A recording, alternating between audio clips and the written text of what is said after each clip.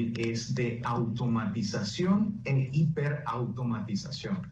Tenemos la oportunidad de conversar con Octavio Camarena, que es director general de Application Management en Kio. Y bueno, este es un tema que obviamente, sobre todo hoy en día con el incremento que ha habido en el comercio electrónico, la actividad online y demás, muchos de estos procesos pues se tratan de automatizar y en este caso hiperautomatizar. Para aclarar esto, quiero empezar preguntándole a Octavio, ¿a qué nos referimos específicamente con automatización en este contexto y a hiperautomatización en el contexto de lo que hacen en Kio, que es el hospedar, se podría decir, la mayoría de estos servicios que en algún momento las personas necesitan, utilizan y que, bueno, están siempre disponibles para las personas que los usan? Bienvenido, Octavio. Gracias. Antes que nada, buenos días a los dos. Gracias por estar con ustedes en este programa tan escuchado. Y les platico un poquito el concepto. La automatización se refiere a utilizar lo que le llaman robots, tanto físicos como digitales, para emular acciones humanas y que éstas sean llevadas a cabo por estos robots, tanto de software como físicos. Y cuando se habla mucho de la automatización en la disrupción tecnológica, no se refieren solamente a los típicos, esos brazos mecánicos que uno se imagina en las armadoras de coches, etcétera. Esta es automatización física. Aquí nos estamos refiriendo a lo que es la automatización digital. Son robots de software, o sea, no son físicos, es software que se instala en las distintas aplicaciones, en las distintas computadoras de los usuarios, y este software emula lo que haría un individuo cuando se mete a un correo, cuando se mete a una página de banco, cuando se mete a un Excel y lleva a cabo unas operaciones, o cuando se mete a los famosos ERPs, ¿no? Los SAPs o los Oracles, que son esos sistemas que se utilizan para gestionar las empresas. A eso se le llama automatización de software. Eso es automatización. Hiperautomatización es cuando se mezcla el desarrollo de esta automatización que acabo de mencionar con el concepto de inteligencia artificial. Inteligencia artificial es otro concepto que básicamente es cuando las máquinas, utilizamos a máquinas, a algoritmos matemáticos que corren en máquinas increíblemente potentes para empezar a tomar decisiones, para empezar a identificar anomalías, hallazgos y darle sentido a los datos. Esa es la parte de inteligencia artificial. Cuando se mezclan y se unen la automatización con la inteligencia artificial, eso es lo que se le llama hiperautomatización. Ese es el concepto. Imagino que también parte de la idea de este tipo de forma de trabajar estos procesos es de también, así como le dimos inteligencia a estos procesos en un principio, el dar como un paso más atrás y darle inteligencia a esa inteligencia para que pueda ser dinámica, cambiante, actualizarse de forma automática ante los cambios en las diferentes situaciones. Hemos visto que, por lo menos en temas de nube híbrida, nube elástica y demás, muchas de las aplicaciones que hoy nosotros como usuarios vemos, tipo compra en línea y demás, han tenido que adaptarse a modelos donde en algún momento se tienen que expandir o contraer de acuerdo a la demanda con mucha mayor inteligencia que antes. ¿Cómo beneficia directamente, aparte de, por ejemplo, lo que he mencionado, a los distintos procesos, el aplicar tecnologías de automatización y de hiperautomatización, tanto a las grandísimas empresas como a aquellos emprendedores que en este momento están incursionando en poner su negocio en la nube? Los principales beneficios de la hiperautomatización son que genera una cantidad de eficiencias enormes, porque estos robots de software operan 24/7, o sea, pueden operar a las 3 de la mañana, 4 de la mañana, no tienen horarios, no piden vacaciones, no se enferman. O sea, es la eficiencia, digamos, de correr procesos a deshoras es, número uno, muy importante. Número dos, la automatización acelera el proceso. Suponiendo que un proceso le tomaba a una persona 5 horas o 15 minutos, cuando metes estos robots a operar, lo hacen mucho más rápido. Entonces, no solamente es mucho más eficiente, sino que el proceso se acelera, se hace mucho más rápido también. Y lo que me parece más importante al final es que no se equivocan. Nosotros sabemos que muchos de los procesos, los principales procesos que se empiezan a automatizar, son los procesos que son repetitivos, que siguen reglas, son procesos realmente aburridos, que gente tiene que hacer porque se tienen que hacer por normatividad o por una serie de temas. Hay cosas que se tienen que hacer y que son realmente aburridas, que no generan mucho valor. Eso, muchas de las personas que lo llevan a cabo se empiezan a aburrir y cometen errores, ponen un 0 en vez de una O, un 1 en vez de una I, etc. El robot no se equivoca. O sea, no es que baje el error, lo lleva a 0. Una vez que está estable y está claro, y entrenaste al robot de lo que tiene que hacer, el error se va a 0. Entonces, imagínate que tú eres una empresa que tiene, porque todas las empresas, grandes, pequeñas o chicas, todas tienen procesos de estos que estoy mencionando, procesos aburridos, repetitivos, que siguen reglas, todas. Mandar correos, generar reportes, conciliaciones. Todo el mundo tiene este tipo de procesos. Entonces, tú imagínate cuando llegas a una empresa y le dices, oye, te voy a poner esta tecnología que uno lo hace más rápido, dos es mucho más eficiente porque corre a deshoras, fines de semana, 3 de la mañana, etcétera, y no se equivoca. Entonces, y aparte sale más barato. ¿Quién te va a decir que no? Ese es el poder de la disrupción que estamos viendo en la transformación con este tipo de tecnologías de automatización. Yo llevo casi 20 años de mi vida en la tecnología y pocas veces he visto una tecnología tan disruptiva como es la automatización. Y cuando eso lo mezclas con componentes de decisión, porque la automatización sigue la regla específica, no piensa, el robot no piensa. Pero cuando le metes el componente de inteligencia artificial, empieza, entre comillas, a pensar, porque entonces ya hay otro ente que toma una decisión. Cuando mezclas esto, empoderas a las empresas de una manera espectacular. Bueno, sin querer causar controversia, sí te puedo decir quién puede decir que no.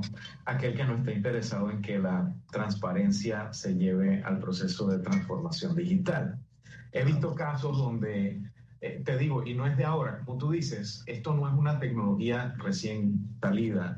Cuando empezó el auge del tema de manejo de Big Data a finales de los 90, principios de siglo, yo recuerdo una implementación donde se tomó la información de una aseguradora muy grande y se hicieron todas las diferentes ejercicios sobre la siniestralidad y demás. Y cuando se le presentó la información a la persona que tomaba las decisiones, dentro de todos los puntos de datos había uno que estaba muy por fuera del asunto y él dice, bueno, vamos a ver qué dice ese punto. Se tocó el punto, se buscó la información y resulta ser que era un siniestro que pasó con una póliza que no tenía que haber sido vendida en ese momento porque ellos habían dejado ese producto. Entonces él se dio cuenta, mira, yo manejo tanta información que esto fácilmente se pierde entre ese mar de información, pero al poderla manejar y presentar de una manera que el dato que es el que se sale de la norma, el que no es el que estamos esperando, me permite tomar la decisión rápidamente, en este caso de correr a la persona que había tomado la decisión de vender esa póliza, porque obviamente era una póliza que no les convenía vender porque tenía una siniestralidad muy alta. Y bueno, ya el dinero se había perdido en cuanto ya habían tenido que pagar el siniestro, pero no había pasado a peores, porque hubiera podido seguir funcionando de esa manera. Y bueno, obviamente ahí en algunos casos he visto empresas, en algunos casos he visto incluso hasta entidades gubernamentales que de pronto cuando existe este tipo de procesos se hace más transparente la información porque ya no se pierde entre un mar de datos, ya no es una aguja en un pajar. Y en algunos casos pues hay resistencia al cambio, siempre va a haber resistencia al cambio cuando se trata de haber mayor transparencia. Lamentablemente pues el ser humano a veces tiene esa dificultad. Ahora, hablando también de los beneficios en cuanto al tema de transformación digital, muchas veces las personas cuando hablan de una transformación digital se enfocan en lo digital y simplemente agarran el formulario que antes llenaban en papel, lo escanean en PDF y se lo mandan a la gente y dicen llénamelo, imprímelo, escanealo, mándamelo de vuelta y demás.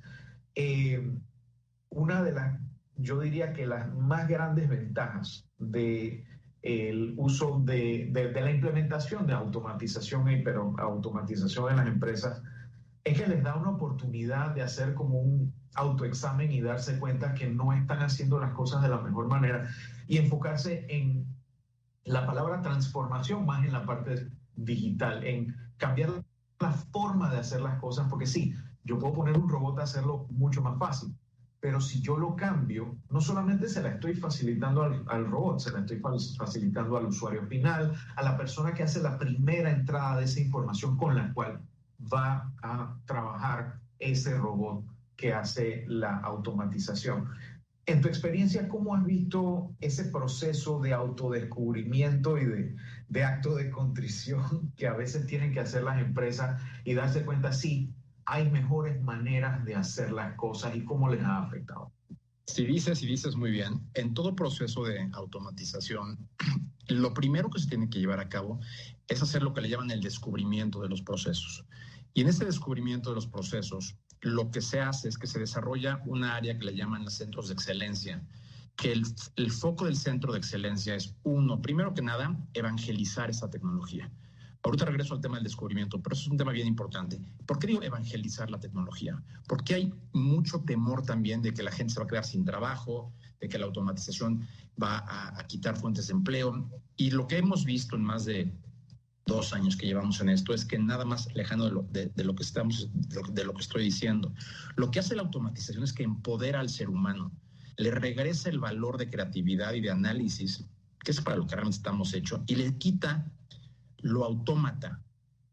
Deja que la parte autómata que es un ser humano lo haga un autómata, que lo haga un robot y que no lo haga un ser humano. Entonces, la primera parte que es muy importante es evangelizar a las empresas en esto. Entonces, tenemos que llegar y hacemos, por ejemplo, robotones, son estos concursos donde involucramos a la gente, a los empleados, para que conozca, damos estos cursos de adiestramiento y ellos solos empiezan a ver las virtudes de esto. Te voy a dar un ejemplo bien interesante.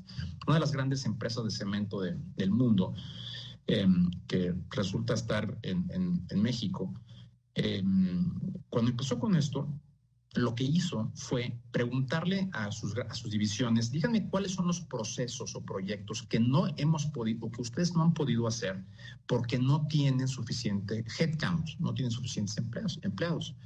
Entonces todo el mundo dice, esta es mi oportunidad para levantar la mano. Entonces todo el mundo agarra y pone su lista de todas las cosas que no han podido hacer, que están en el tintero porque no tienen recursos, no tienen headcount. Perfecto. Vamos a priorizarlas. Ya que priorizaron todas, regresaron con ellos y les dijeron, vamos a meter automatización, vamos a liberar horas hombre y con esas horas hombre liberadas vas a poder hacer todos esos proyectos que no podías hacer antes.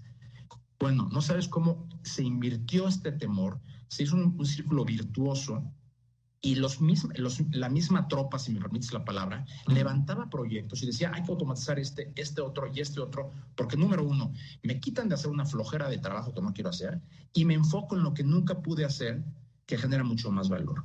Entonces, la parte uno es evangelización, es vital para que esto realmente sea transformativo, porque hay muchos proyectos de automatización que se quedan como proyectos piloto, chiquitos, insignificantes, en un rincón por ahí, y no escalan. Y esa tecnología sí escala impresionantemente cuando se lleva a cabo de una manera correcta. Entonces, 1, evangelización. 2, el centro de excelencia también tiene que priorizar proyectos. Y aquí es a tu pregunta regreso.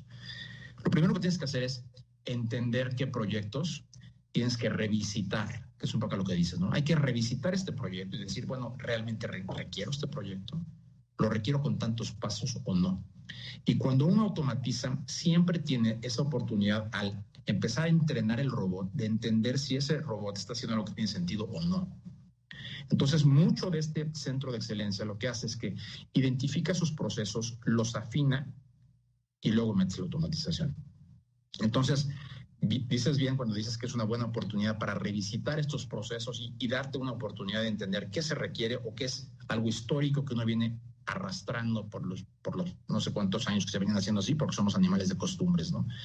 Entonces, esas son 2 características que me parecen muy importantes para que sea exitoso un proyecto de automatización. 1, evangelizar, y 2, revisitar y planear esta priorización de procesos. No, el típico ejemplo para el que nos está escuchando y de pronto encuentra esto complicado es cuando en un formulario te ponen a llenar fecha de nacimiento y al lado dice edad. Primero, que ya de aquí a un tiempo ese campo que dice edad va a estar obsoleto y va a tener una información incorrecta y la puedo inferir simplemente con la fecha de nacimiento. Entonces, son esos pequeños detalles que cuando uno revisita, sobre todo el tema de entrada de datos, el tema de la pedida de datos a esa persona, que uno se da cuenta que hay mucho que uno puede hacer más eficiente y de, si puedo preguntar una sola cosa y averiguar dos, pues eso me va a ahorrar tiempo también, no solamente a mí como ser humano llenando el formulario, lo que fuera, sino al robot que lo tiene que procesar. Te agradezco muchísimo, Octavio. Lamentablemente no tenemos más tiempo para seguir conversando del tema. De pronto podemos organizar algo más tarde en nuestro canal de YouTube para de pronto extendernos un poquito más y conocer más del tema. Estoy seguro que a Guillermo también le gustaría participar. No quiero cerrar sin antes darte las gracias por haber estado con nosotros y darnos un poquito más de información acerca de todo este tema de la automatización e hiperautomatización de procesos. El agradecido soy yo. Gracias a ambos. Gracias, Octavio. Hasta luego. Gracias. Hasta luego.